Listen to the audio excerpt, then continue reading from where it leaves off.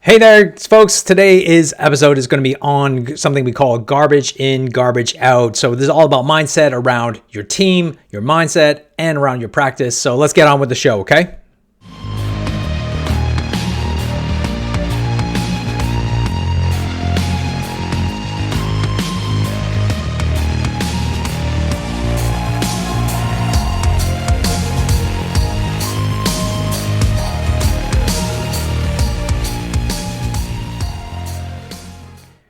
Hey there, folks. It's Lauren Sam here from Your Chiro Coach. Thanks for everybody who's watching these videos on Facebook Live. If you're on here live, just say hello. And if you're watching this on YouTube, so please comment and like there and subscribe. And more importantly, we actually just launched a podcast show called Your Chiro Coach. So make sure you check it out on Stitcher, on Apple iTunes, or wherever you listen to your podcast. Go check it out, Your Chiro Coach over here, and you go find it on the podcast episode. So we're going to be able to take these videos and into a podcast so that you can listen into an audio version. But if you love the live and the video versions, then here it is. Well, today's episode, I'm going to be talking about something that is super important, often something that you probably miss out and you don't think about, but today is one of those days where we really got to be mindful. Being a beginning of the week, what we want to kind of get to is to think about this concept around GIGO, right? Which is basically this concept that I learned early on in my career, which is called garbage in, garbage out. We know in terms of health, when it comes to health, that whatever food you put into your mouth, whatever things that you put in your mouth, it's going to dictate how you're going to shape your body, whether it's going to be thriving towards health or it's going to lead you to struggle to kind of adapt to wellness. And we all know this. As chiropractors, you've been probably preaching and teaching this most of your life and teaching people how to live a healthier lifetime. And we all understand the concept is, garbage, putting garbage in your mouth, like McDonald's and all that stuff in your mouth, you're going to have a garbage body.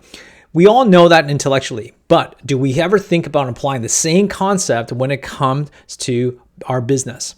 When you think about this, it does affect exactly the same way. The matter of fact is that if you are surrounded or feed your mind, right, feed your practice, feed your team with garbage, you're going to have a garbage practice. And so this is what we want to try to change here. And the three realms I want to talk about is mindset, team, and practice, because they all have a massive impact when it comes to the garbage concept. Let's think about your mind. Your mind or the reality is that there's going to be a huge element when it comes to your mindset.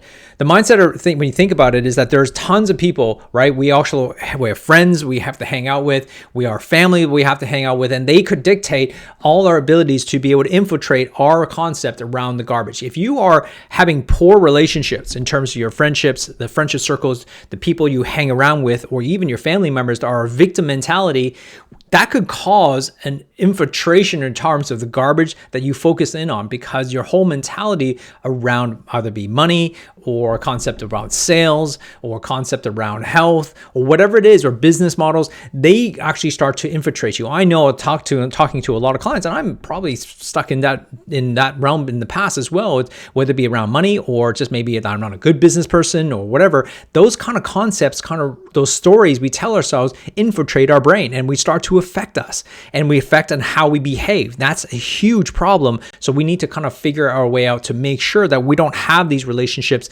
or at least decrease or minimize or put distance in our ability to those types of people that cause us to think this way. So think about that from a garbage in, garbage out perspective, that if you have poor relationships, if you have poor people that are constantly in a negative mindset, it's going to affect you regardless of whether you want it or not. So it's really important when you think about that.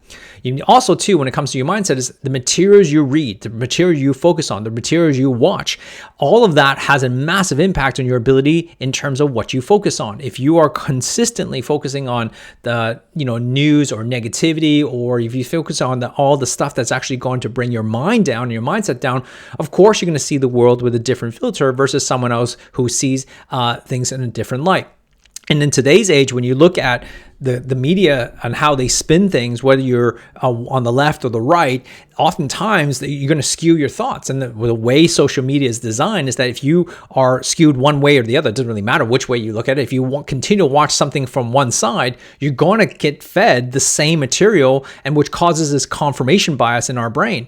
And that's not necessarily a healthy thing for our bodies to kind of be able to process, because we're constantly just confirming that the other side is always wrong. We see this in chiropractic. We see this in our political realm. We see this in health and where our thoughts around health. So these are massive problems that we need to kind of really be worried about and be conscious about. I've been watching this thing called Social Dilemma on Netflix. You should check that out. Really kind of looks at social media. I know you're watching this on social media, but really it has a massive impact. It's kind of scary, but we've always known this. But now you can actually start to realize how it actually impacts our brains and our thoughts.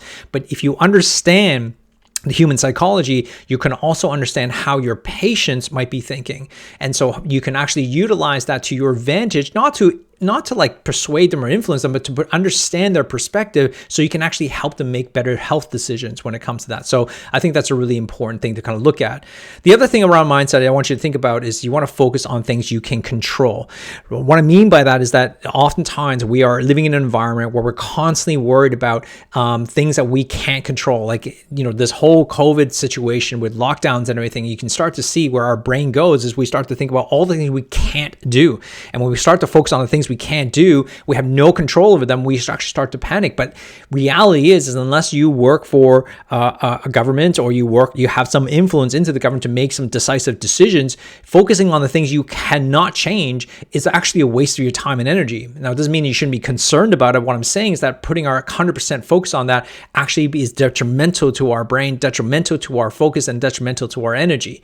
And that is we got to be watching out for that, is to be, rather than screaming and yelling and being a victim, we can actually be more productive and be proactive on things we have total control over. Meaning that the one thing you can control is how you behave or how you respond to a situation.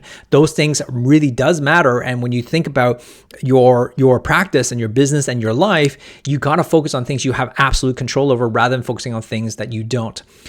Let's focus on team. We all know that A players in your team, like, A-type players are infectious, right? They're true leaders of the team. They know how to run the team. They run the whole entire process in the business.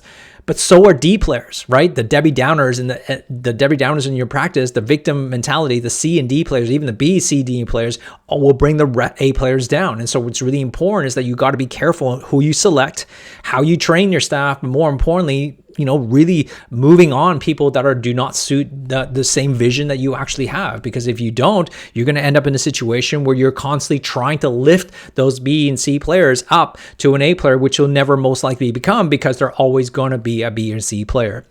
And when it comes to your team, like poor work habits, a lack of attention to details when it comes to your team and what you want them from a service perspective and the experience you're trying to bring for patients, all of those, the lack of care, lack of service, lack of the details of running the business, it's going to impact you as well. So you got to watch out for those garbage little, it goes down this slippery slope of not doing the right things. If you when you notice that something's not clean properly, they're going to take advantage of that over time. And that's where you're going to actually have a poor team culture. And that leads to the third part, which is business.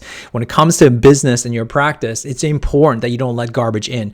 Because if you don't actually stop those from happening, it can really lead to a practice that's really hard to fix. So let me show you, let me think, lost my words for a second. So let's think about, the practice itself. The practice is a reflection of you being the leader of that team. So if you are a poor leader, really it's going to have poor team management and the poor practice. So what we got to think about is, instead of blaming externally that I don't have enough new patients, or Facebook's not working, or my marketing's not working, or people just don't understand me, instead of blaming external factors, maybe we need to look internally. Maybe look in the mirror and say, where do I play a role in this? How am I affecting my team? How my internal problems are effectively affecting everything else? So something to think think about. So like I said, poor leadership leads to poor mismanagement. And I think that practice, we need to be reflective upon where we are going wrong within ourselves. Is it that we're focusing the wrong things to make the change, or are we actually focusing on the right things that will actually get us to where we want to go? Are we thinking big enough? Do we actually have full clarity where you're going? We're almost close to the end of 2020. Do you actually have a clear idea exactly what 2021 is going to bring? All of these things matter, and I think it's really important for you to start thinking about those aspects. If you don't have clarity, you don't have a direction, how does your team and your patients know exactly where you want to go? It starts with you as being the leader of your team. The last thing I think is that the business right now that you have is a reflection of the culture that you actually have built, which is the squad, the services that you provide, and the systems that you've built. And so in order for you to build a profitable practice, you require to have a strong squad, which is a strong team, a strong service that allows you to be able to create a brand. And the third element is a strong systematic practice, to have strong systems to make sure your business is able to scale to the next level. How can you see more patients if you can barely handle when things are falling apart in the current realm? So what really has to do, you have to be a bit more robust and get more clarity, but more simplification of your business to help you see more people, not the other way around. You don't add complexity into your business. If you want to grow, you need to simplify your business model so that you can actually grow to see the amount of people that you need to see. So anyways, those are my thoughts around, garbage in, garbage out. Start thinking about where are you letting the garbage into your life, in your mind, in your team, in your practice, and how do we start cleaning house and making sure we get rid of it and start, cleaning up our business, our practice, and our mind consistently every single day so that we can actually get better. So I hope this has been helpful for you in terms of garbage in, garbage out concept. We apply it to health. You can apply it back to your business. So like I said, make sure you subscribe to us on YouTube. And if you're on Facebook, please like us and comment. And also too, we also have the Your Chiro Coach that's actually happening, the podcast, and wherever you're watching, you're listening to your podcast. So check that out and let me know your thoughts, and I'd love for you to kind of rate us there too. Guys, it's always been a pleasure. I hope that you enjoy your beautiful week, and we'll speak to you next time on the next episode. It's all well and good to have a successful practice, but in the grand scheme of things, I want to make an impact. The biggest thing that it's enabled me to do is to develop better relationships with people. The reason I joined was because I was feeling a bit isolated in practice. Now I feel like I have a tribe. Florence definitely provides a really good insight from outside of my square. You really start to find your true identity. When you're part of a group that supports you, which is what I feel Nitro does, you get some quality results. I was caught up in the hustle side of chiropractic, so now having that freedom, still being just as busy and even more successful. I think that we all elevate and rise together. Really allows me to face my own fears and blockages.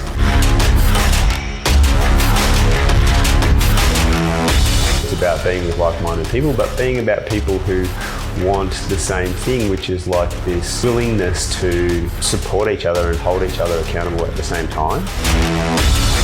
We went from seeing an average of 140, 150 people to seeing now 250 people. I do have the confidence to, have that voice and make those changes, and I definitely wouldn't have been able to do that without Nitro. It's not trying to create me to be something else, it's trying to create me to be the best version of me.